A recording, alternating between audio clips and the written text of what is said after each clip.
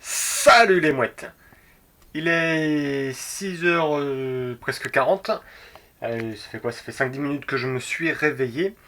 J'ai relativement mal dormi. Je pense que ça doit même se voir sur ma tête d'ailleurs. J'ai repensé à plein de petites choses que je voudrais fignoler sur le bateau avant de partir. Pas des gros travaux, mais juste des cordages à repasser, la télé, enfin repasser, à changer de chemin, la télécommande de l'encre, la télécommande du guindeau à rentrer à l'intérieur, hein, l'encre à refixer, enfin plein de petites choses. Et ça m'a un peu pourri la nuit, ça m'a empêché de me rendormir. Donc depuis 3h du matin, grosso modo, je suis réveillé, je tourne dans le lit, je n'arrive pas à dormir. Donc là, je prends un petit café, je fais mes bricoles, je saute dans un slip et je traverse le golfe de Gascogne, direction la maison.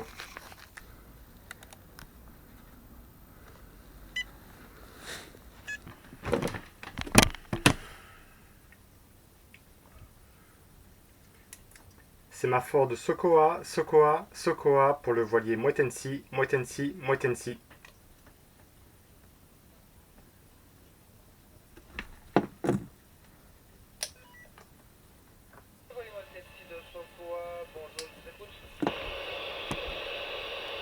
Oui, bonjour. Je voudrais vous signaler mon départ du port de Ondariba pour les Sables d'Olonne en voilier.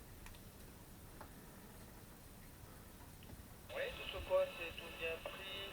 Vous avez une heure d'arrivée approximative? Certainement demain autour de 17h, entre 16 et 17h demain. Oui, tout bien pris, nombre de personnes à bord? Non, négatif, une seule personne à bord. J'ai compris qu'une seule personne à bord, vous êtes tout seul. C'est bien ça. Ouais, tout ce quoi, c'est tout bien pris. Je vous remercie pour les infos. Je vous souhaite un bon transit jusqu'au Sable d'Olonne. Je vous remercie, bonne journée. Au revoir. Bonne journée à vous.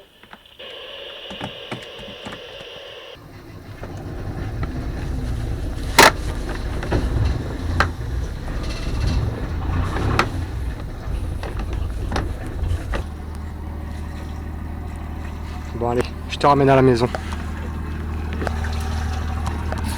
Allez, celle-ci, c'est la dernière. Hop, je me positionne dans l'axe.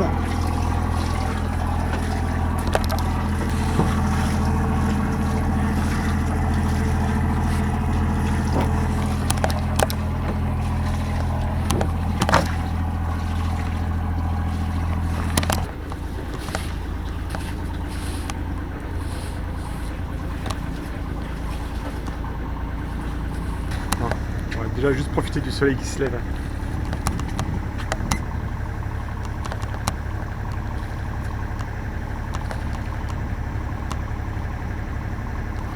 Voilà, allez, au revoir l'Espagne.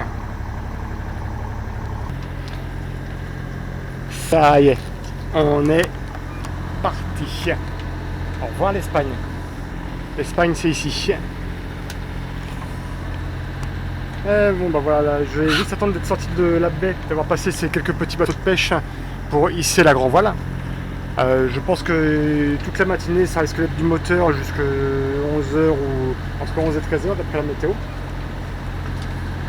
Bah, je vous cache pas que j'ai encore un petit peu la boule au ventre parce que je pense à mon fils, à ma femme et à ce gros périple qui m'attend. Mais je vais vous faire profiter de tout ça, je suis confiant, je sais que tout va bien se passer.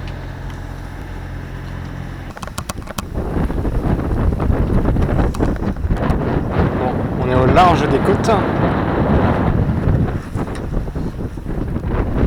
fait même pas une heure qu'on est parti, là il est 8h13. Je suis en train de m'éloigner de mon cap initialement prévu. Parce que là, j'ai une perche juste à côté. Alors, je ne sais pas s'il y a un filet. Donc, dans le doute, je la contourne au large. Un petit 15 nœuds de vent par le travers. Et en marche à 4 nœuds 5.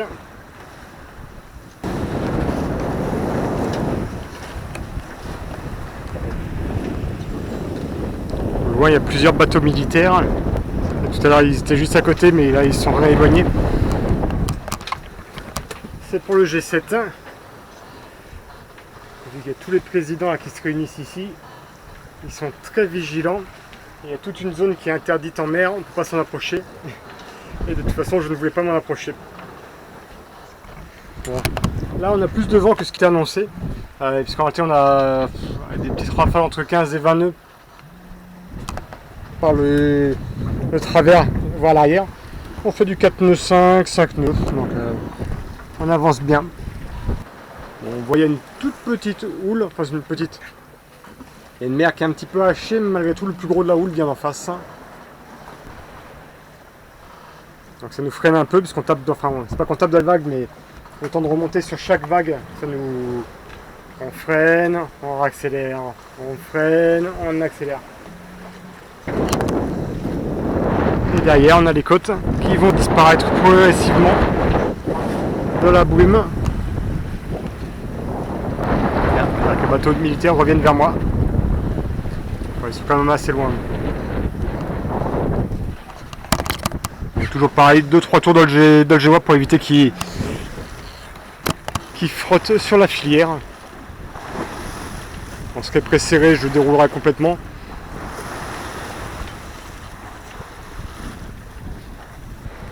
Bon, pour l'instant, on est à peu près dans les temps par rapport à ce qui était prévu. Je pense qu'on aura quand même un petit peu de retard. Surtout sur le premier waypoint.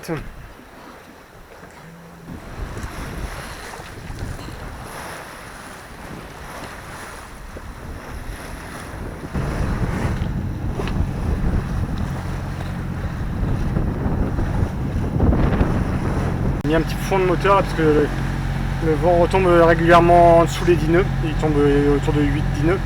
Les moyens remontent là, il remonte un petit peu à 12 nœuds. Je suis au large de Cap-Breton.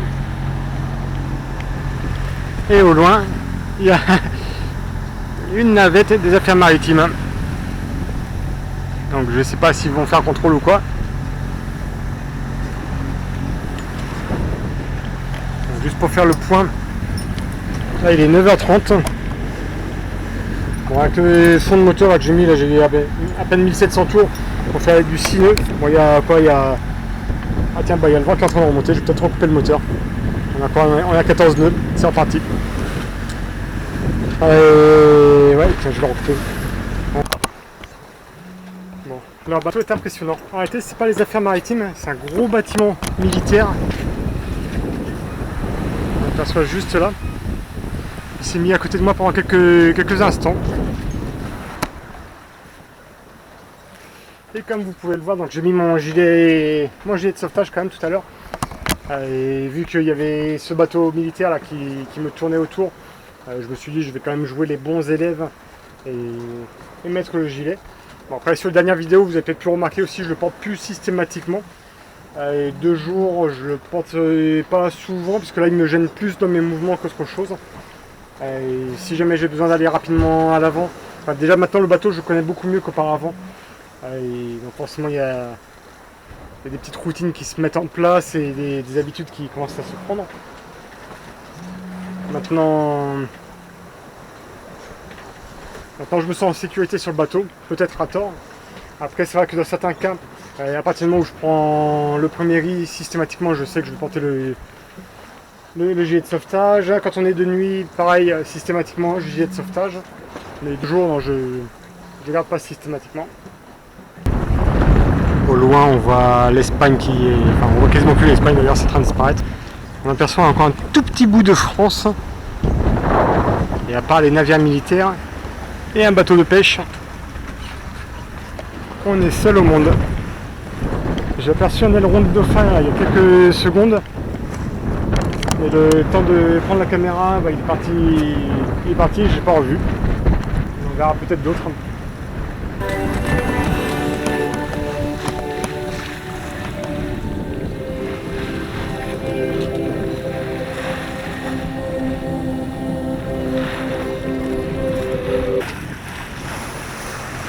On a de la visite.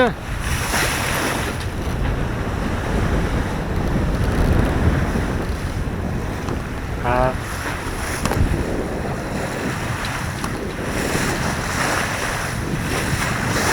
Ils sont énormes.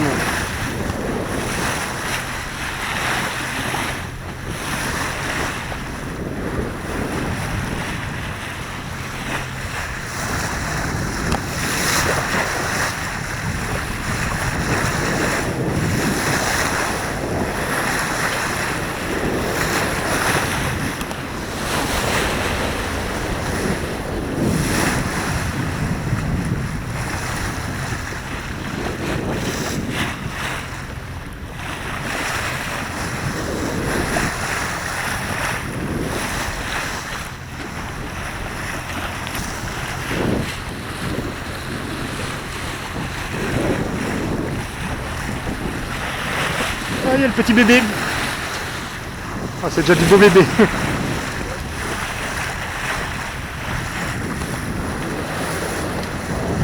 Il y a 5 ou 6 dauphins qui jouent avec le bateau.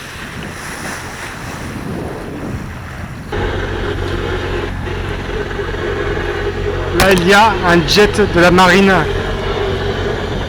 Il m'a survolé à une altitude si basse que j'ai bien pu lire marine dessus. Il est en train de faire demi-tour.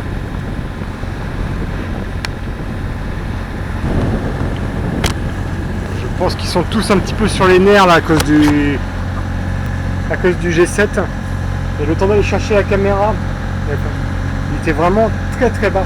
Le temps d'aller chercher la caméra, de la mettre en route, bah, malheureusement là il s'est rééloigné, donc j'ai pas pu vous montrer ces images. Et ça fait tout drôle. Comme vous avez pu voir, j'ai changé un petit peu de configuration. Bon, j'ai remis le moteur parce que le vent était en train de redescendre. Le vent est redescendu, il est entre 7 et 10. Ouais, 7 et 10 nœuds. C'est un petit peu juste pour avancer que à la voile. Là, donc j'ai remis un petit appui moteur. On a quoi? Allez. On a 1800 tours de moteur. Et avec les voiles en plus, allez, on fait du 4 nœuds. Un petit 4 nœuds 7.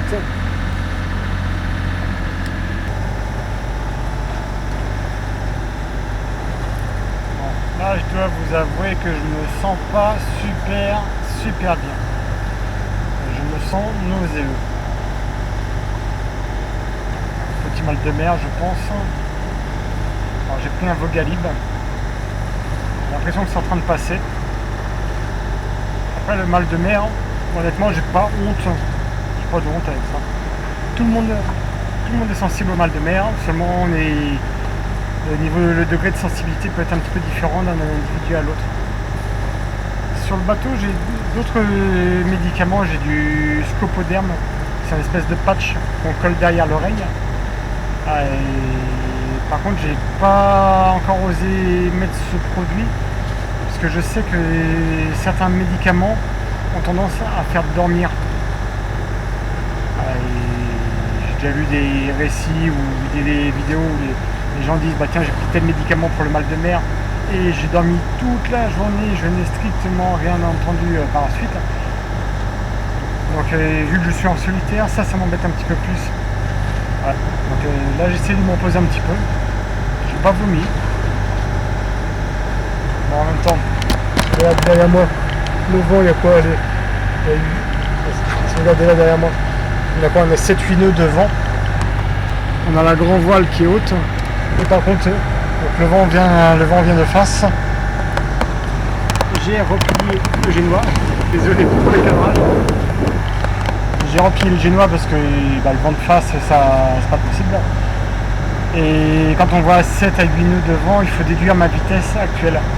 Et vu que là je suis avec demi-tour de moteur, je dois faire à peu près du 4 nœuds. Donc 7 nœuds, ça veut dire du vent de 3 nœuds. Donc je ne me vois pas tirer des bords ici, tout en étant un petit peu barbouillé. Bon. Mon mal de mer est en train de passer, j'ai l'impression qu'en passer. En train de s'estomper légèrement en tout cas. Donc, je ne me vois pas descendre en bas, faire la cuisine pendant des heures ou lire un bouquin à l'intérieur, je pense que ce serait fatal.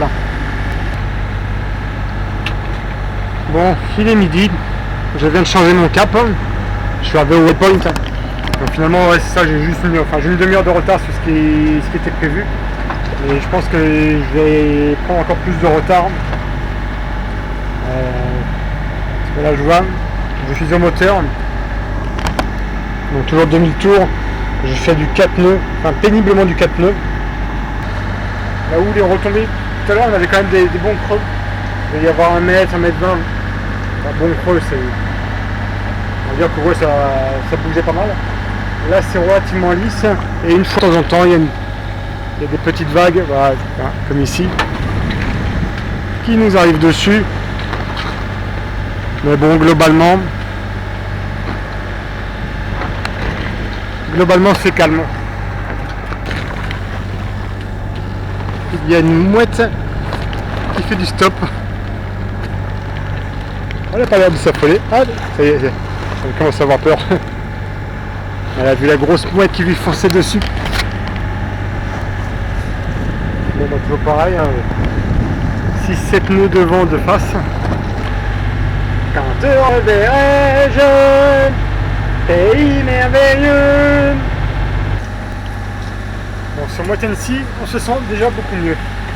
J'ai l'impression que ma nausée de tout à l'heure est passée. Là, je me suis même mis en short, hein, vous voyez, même pied nu, donc ça, il faut que j'aille remettre des chaussures. Mais voilà, le fait d'être en short, ça fait du bien. L'air se réchauffe un petit peu. On a le vent qui commence à tourner un tout petit peu, qui commence à gonfler la voile. C'est pas encore tout à fait ça. À partir du moment où celle-ci va être bien gonflée, je redéplierai le génois. Bon. Je sais pas si vous allez voir juste là les poissons qui sautent. En fait, si ma mémoire est bonne, je crois avoir lu que ce sont des bonites ou des thons qui se mettent en banc pour attaquer leur proie. Bon, je pense que je suis dans un coin qui doit être réputé pour la bonite, car je vois plein d'attaques. Je les vois qui sautent un petit peu partout, là, qui sont en train d'attaquer, qui sont en train de chasser.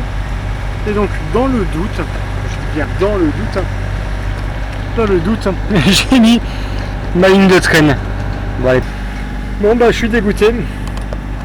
J'ai enfin eu une touche. Je l'ai vu, enfin, il était assez beau. Ça n'a pas duré très longtemps. Le fil a pété. Je pense que c'était une bonite. Et bon, j'ai pas été assez réactif. J'ai pas remonté assez vite. Dommage. Bon, c'est pas grave. La ligne de traîne, ça nous ralentissait trop, là, ça faisait trop de friction. Donc c'est pas plus mal de l'avoir remonté. Bon, jambon.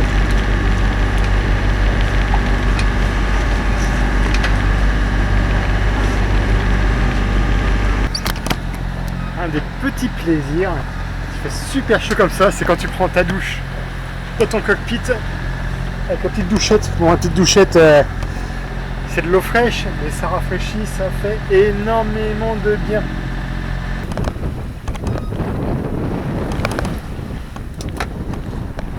Bon, là on est au pré serré, avec 15-14 nœuds de vent.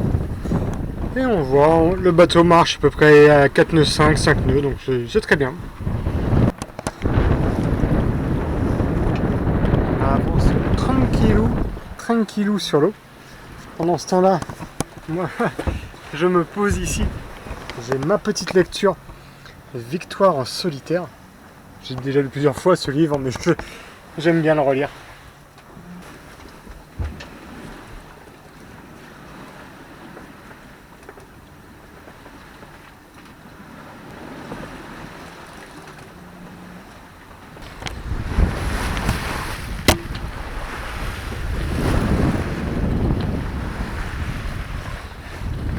Là, on avance tranquillement.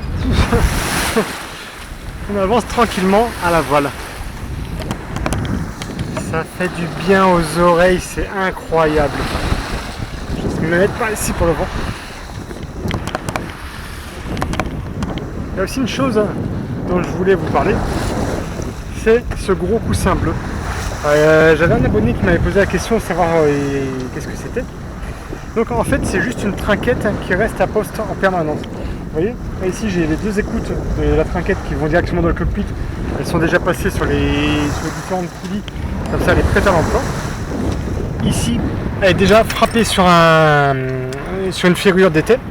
Et à l'intérieur du guindant de cette voile, j'ai un étai largable qui passe dedans. C'est un étai souple.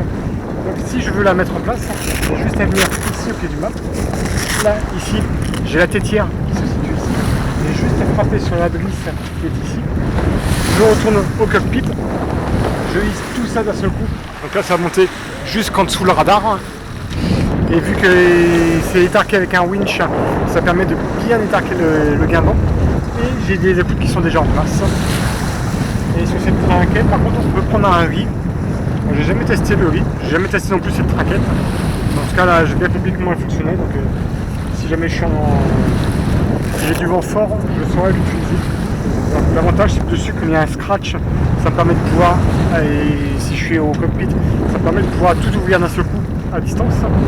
Et l'autre avantage de cette trinquette, c'est qu'elle sert également de coussin quand on est au port, pour pouvoir se reposer ou pouvoir bronzer, ou pouvoir observer la vue quand on est sous voile. Et ça c'est juste magnifique.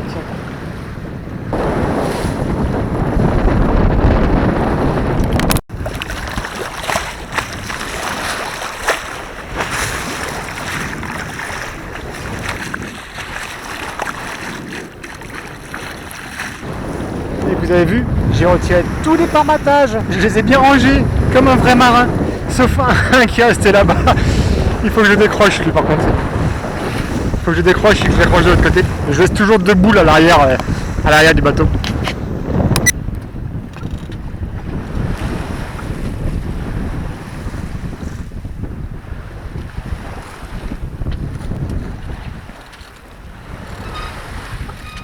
Il faudrait que je remonte au mât pour nettoyer sous les barres de flèche.